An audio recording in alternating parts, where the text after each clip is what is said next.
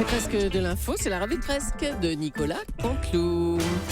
Et ce matin, c'est Guillaume Durand qui est avec nous. Bonjour Guillaume. Bonjour à vous qui nous écoutez, à moi qui m'écoute, Julie, Natacha est là, Caroline, Thomas, Lolo, l'ami Jean-Marc. Allez, on va revenir ce matin sur ce terrible attentat istanboulois.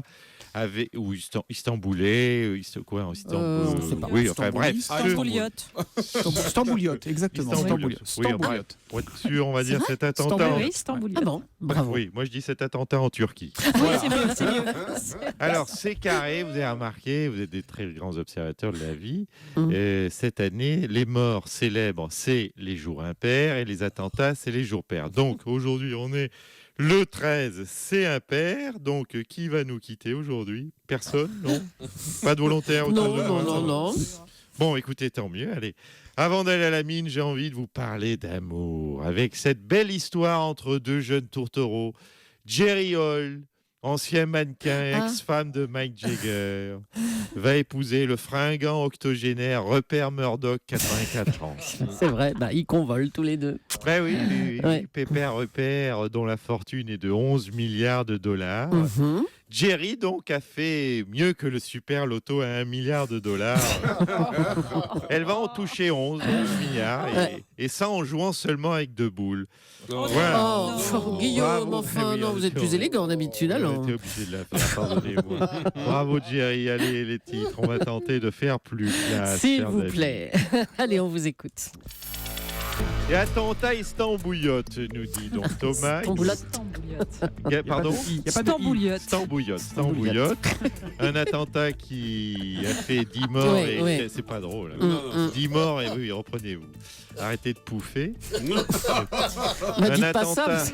Oui, il y a beaucoup de pouf. Un attentat qui a fait 10 morts et une quinzaine de blessés. Oui. Alors, tout petit soulagement, il n'y a aucune victime française. Et là, quand même, il faut le dire, bravo François Hollande. Attendez Guillaume, pourquoi vous félicitez François Hollande? Il est pour rien? Ah bah si, les victimes sont les citoyens allemands en vacances. Alors que nous, Français, on n'a pas de boulot, pas d'argent, pas de vacances. Pas de vacances, pas d'attentats en Turquie. Donc, merci, je confirme, merci François Hollande. Oui. Écoutez, moi je suis juste. Voilà. Quand Hollande fait quelque chose de bien, je le dis. C'est ça. Tirage, on y revient, de la méga super cagnotte à 5 boules, cette fois aux États-Unis. Gain maximum 1,3 milliard de dollars à gagner. Alors là, vraiment, écoutez, moi, perso, je croise les doigts, pour que ce soit un Mexicain qui l'emporte. Comme ça, le Mexicain, il sera milliardaire, comme Donald Trump. Il se présentera à l'élection présidentielle contre Donald Trump. Et il proposera comme mesure de faire construire un mur autour de Donald Trump. Comme ça, on n'entendra plus parler Donald Trump. Voilà. Et puis, maladie orpheline. Rappelons que l'ami Jean-Marc Morandini s'est mobilisé pour le jeune Mathéo. Eh bien, nous, on va parler de la maladie des os de verre avec ce jeune garçon autour duquel nous allons nous mobiliser. Il s'appelle Johan Gourcuff, qui, malgré sa maladie, s'il vous plaît, se bat avec cette maladie des os de verre. Il croit toujours en son rêve, être un jour footballeur professionnel. Après 294 jours sans jouer à cause de blessures, Johan s'est re-blessé, chers auditeurs. Bon, il y a quand même une bonne nouvelle pour Johan. Oui, il y a une bonne nouvelle. Il a les os de verre, mais il a les couilles en or. Oh là là. Donc finalement, ça s'équilibre. C'est bon pour aujourd'hui. Beaucoup autour de ce sujet, ce thème, ce matin. Pardon. Merci Guillaume, merci. Tiens, on a entendu l'entraîneur de l'équipe de France de handball, Claude Onesta, à 8h. Il y a des joueurs fragiles comme Gourcuff en handball. Écoutez, nous, en équipe de France, c'est la voix, on est Star Wars.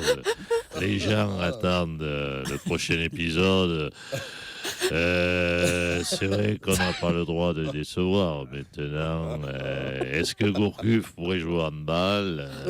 Oui, mais au handball féminin. et en catégorie minime, voire même poussin. Alors bien sûr, il pourrait jouer, pas sur le terrain, mais en coiffeuse pour les gamines, on le prendrait bien Oui, sûr, c'est avec bon, grand allez. plaisir. Merci Claude Onesta. C'est le sujet politique de la semaine. François Hollande est contre une primaire à gauche. Bonjour Monsieur le Président. Oui, bonjour. Vous êtes clairement contre, mais pourquoi, dites-nous? Ah, parce que je perdrais, banane. On pourrait avoir une réponse un petit peu plus longue, Monsieur le Président. Écoutez, vous commencez à être, pardonnez-moi de le dire, mais pénible sur cette antenne Europe 1, entre Cohn-Bendit et vous. Hein. Alors, je ne pourrais pas me présenter, c'est ça. Mais écoutez, j'ai le regret de vous dire qu'il y a des lois en République. Il y a des règles à respecter. Lesquelles? Dites-nous. Mais en France, le président, c'est chat perché. Chat perché, oui, on n'a pas le droit de le toucher. Voilà. Je suis bien où je suis, je reste. Point. Fin du débat. Je vais vous rappeler quelque chose. En 2011, à la question « Si vous êtes président, y aura-t-il des primaires pour 2017 ?» Vous avez répondu « Oui, c'est un principe désormais inscrit dans le temps et l'espace politique. Nicolas Sarkozy devrait se l'appliquer, mais il ne serait pas sûr d'être désigné. Je comprends sa prudence. » Oui, j'ai dit ça. Bah oui. Oui, mais j'ai menti. Mais écoutez, mais pourquoi je ne comprends pas votre attitude autour de cette table. J'ai parfaitement le droit de mentir aux Français. Est-ce que vous savez pourquoi, au Bah moins? non. Mais je vous l'ai dit, je l'ai perché. Je suis perché. Chat perché, je fais ce que je veux. C'est pénible quand vous faites celle qui comprend pas. Oh bah ça va, hein, franchement. Pas vrai. Hein. Allez, bonne journée, Monsieur le Président. Michel Grossier en parlait ce matin. Christiane Taubira est à la fois une icône et un cactus pour le gouvernement. Manuel Valls, bonjour. Oui, bonjour à tous. Alors, on a lu en une du Parisien cette semaine le casse-tête Taubira. Manuel Valls, c'est un casse-tête, Christiane Taubira? Écoutez, on ne peut pas sous-estimer à ce point les qualités de Christiane Taubira. Casse-tête, oui, bien sûr, pour le gouvernement, il ne faut pas, je crois, le nier. Mais elle va bien au-delà, au quotidien, dirais-je. Et Pardon, M. Cabrol? Oui, effectivement, je voulais le dire, mais je n'osais pas le dire. Oui, elle est aussi casse-couille. Oui, M. Cabrol, casse-couille sous abri ou casse-couille en plein air. En tout cas, une casse-couille tout temps, une casse-couille en permanence. Casse-couille ressenti, dirais-tu. Casse-couille ressenti aussi. Je le ressens tous les matins quand je vois ces déclarations. Il paraît que vous lui avez rappelé sèchement qu'une ligne politique avait été définie à Christiane Taubira. Bien sûr, c'est mon rôle en tant que, chef du gouvernement. Je l'ai dit et redit à Christine. Je lui ai dit fermement, je l'ai fermement, recadré. Tu ne peux pas, Christine, t'opposer ainsi à la ligne du gouvernement. Alors, qu'est-ce qu'elle a dit quand vous l'avez recadré? Et elle m'a dit, oui, Manuel, je comprends ta position, mais je m'en fous.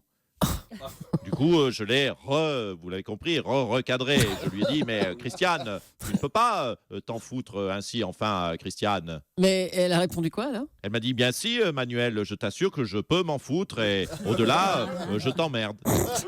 Du coup, vous me comprendrez, je l'ai recadré, car j'ai arrêté, pardonnez-moi, de la recadrer, car j'ai compris très vite que ça, ne servait à rien. Vous ne manquez pas un petit peu d'autorité avec Christiane Taubira?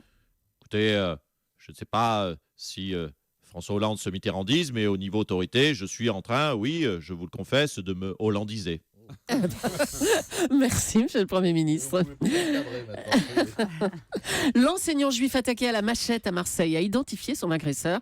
C'est un jeune de 16 ans. Jean-Claude Gaudin, bonjour. Oui, bonjour. Alors, comment ça peut arriver dans votre ville, ça? Écoutez, Madame Jules, je n'en sais rien. Si vous croyez que je m'explique le fait qu'un jeune de 16 ans, de Marseille, se balade avec une machette sans qu'aucun policier ne l'arrête pour lui demander où est sa kalachnikov réglementaire, non, je vous le dis, je vous le confesse, moi aussi, je ne me l'explique pas, Madame Jules. Attendez, sa kalachnikov réglementaire, vous avez dit? Oui, alors nos délinquants, ils ont des kalaches ou des pistolets, mais des machettes, ça, qu'est-ce que c'est que cette manière de procéder, des machettes? Pourquoi pas un couteau à beurre ou un râteau à feuilles? S'il vous plaît, non. Non, mais franchement, pardonnez-moi, mais qu'est-ce qu'il croit, ce gamin? Que sa machette va lui servir à quelque chose quand les frères Figarelli vont lui faire exploser sa bagnole parce qu'ils se seront rendus compte qu'il vendait de la cocaïne coupée à la lessive? Enfin, il vendait pas de cocaïne, ce jeune. Eh bien, en plus, il ne vendait même pas les bons produits de Provence. Eh bien, pardonnez-moi. Oui, mais c'est un glandeur. Hein. En tout cas, je ne sais pas s'il nous écoute, le minot, Mais je tiens à le prévenir que c'est pas avec une machette qui va pouvoir empêcher le clan des cousins Castaligno de le balancer dans le vieux port avec du ciment au pied. Fada que tu es, hein? Se balader uniquement avec une machette à Marseille, mais il se croit où? Dans Plus belle la vie ou quoi? Ah, Bon, on ça vous me laisse. merde de moi. Ah bon, ben on le sent, oui, Faut merci. respecter les traditions de Marseille. Allez, c'est bon. Merci, Monsieur Godin. Et puis pour sa 15e saison, le jeu Koh-Lanta nous réserve quelques nouveautés. Elles ont été annoncées hier et on va faire le point tout de suite avec Denis Brognard. Bonjour, c'est Denis Brognard et bienvenue dans cette nouvelle saison de Koh-Lanta. Une saison encore plus terrible que les autres années, plus dure que de manger des araignées en Polynésie, plus difficile qu'un parcours du combattant dans la jungle amazonienne. Bienvenue donc dans Koh-Lanta en France, avec des épreuves inédites, notamment la terrible épreuve du « Je prends un verre en terrasse » où chaque aventurier devra aller boire un verre en évitant de se faire canarder. Mais surtout aussi la difficile épreuve de la kippa qui se déroule à Marseille. Et bien sûr encore plus longue, encore plus terrible que l'épreuve du poteau, l'épreuve de « J'attends des heures à Pôle emploi pour trouver du boulot ». Voilà un sacré programme, alors prenez vos flambeaux et en avant pour l'aventure de Koh-Lanta France. Eh ben, Merci beaucoup Nicolas. Laurent Cabrol, pardon, je suis encore obligé de vous embêter. Ah oui, ah bah oui. Je suis en heure sup. Hein, là. Vous avez dit que la saucisse de Morteau était dans le Jura, alors que c'est dans le Doubs et ça fait beaucoup réagir nos auditeurs, mon cher Laurent. Oh bon, oui, bon, bah, écoutez, dans la saucisse de Morteau, c'est dans le Jura. Non, c'est dans le Doubs. Non, oui, c'est pas dans le Doubs. Bon, Ouais. écoutez, dans le Doubs, bon, écoutez, oui, en même temps, je suis météorologue, hein, Thomas. Je suis pas boucher, charcutier, géographe. Alors, c'est vrai que la saucisse de Morteau, c'est le Jura, sauf que j'ai signalé, vous me l'accorderez, Ouais. des vents à 80 km/h. Et une saucisse de 15 grammes, hein, ça peut voyager avec le vent. Hein. Bon, voilà, j'ai trouvé que ça comme excuse. Alors, mangez votre saucisse sous abri ou pas, et m'emmerdez pas pour 30 bornes. Eh ben, au moins, c'est clair. dans le Merci. massif du Jura. C'est exactement ce qu'avait Département du précisé Doubs, Laurent. Ah Mais oui, oui, le mais massif oui. du Jura et dans le département du Doubs. C'est ça. Merci beaucoup Nicolas Canteloup qu'on retrouve demain à 8h40 pour la revue de presse. À demain Nicolas.